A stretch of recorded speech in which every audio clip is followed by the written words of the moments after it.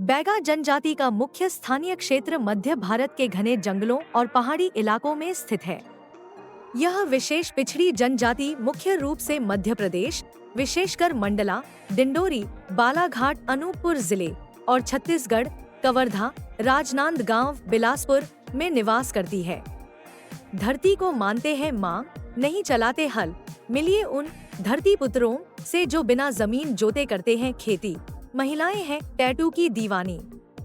इनके गांवों को पूर्वा कहा जाता है और गांव के मुखिया को मुकद्दम कहते हैं, जिसकी बात पूरी समुदाय मानता है।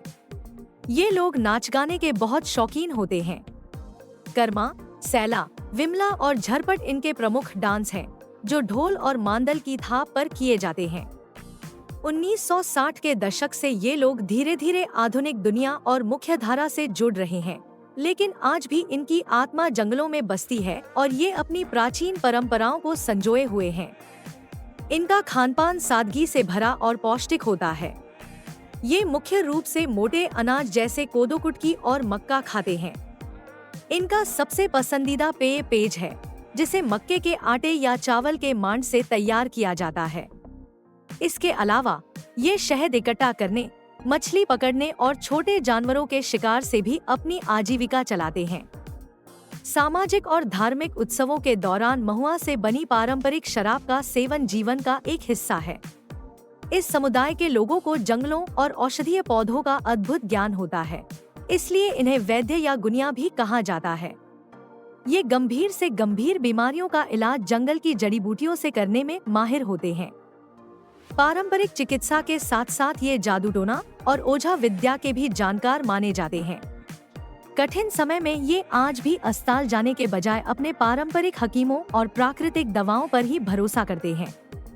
यहाँ की महिलाओं के लिए गोदना सिर्फ एक श्रृंगार नहीं, बल्कि उनके जीवन का एक हिस्सा भी है। इन्हें दुनिया में सबसे ज्यादा टैटू गुदवाने वाली महिलाओं में गिना जाता है।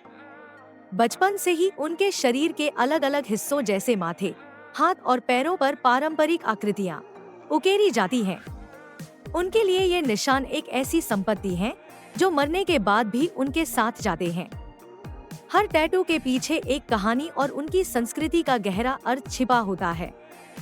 हल न चलाने के कारण यह समुदाय झूम खेती करता है, जिसे स्थानीय भाषा में बेवर कहा जाता है। इसमें वे जमीन को जोतने के बजाय जंगलों के एक हिस्से को साफ करके वहां की राख में बीज छिड़क देते हैं। वे कुदरत से सिर्फ उतना ही मांगते हैं जितना जीने के लिए जरूरी हो। यह खेती पूरी तरह से बारिश पर निर्भर होती है और इसमें किसी भी तरह से रसायनों या खाद का इस्तेमाल नहीं किया जाता, जिससे जमीन की उर्वरकता प्राकृतिक रूप से बनी रहती है। इस समुदाय की सबसे बड़ी विशेषता यह है कि ये अपनी जमीन पर कभी हल नहीं चलाते। इनका मानना है कि धरती उनकी माँ है और हल चलाना अपनी माँ की छाती को खरोचने जैसी महापाप है।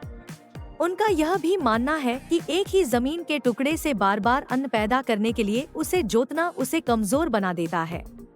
अपनी इसी धार्मिक आस्था के कारण ये लोग हमेशा आधुनिक खेती से दूर रहे हैं, हमेशा प्रकृति का सम्मान करते हैं।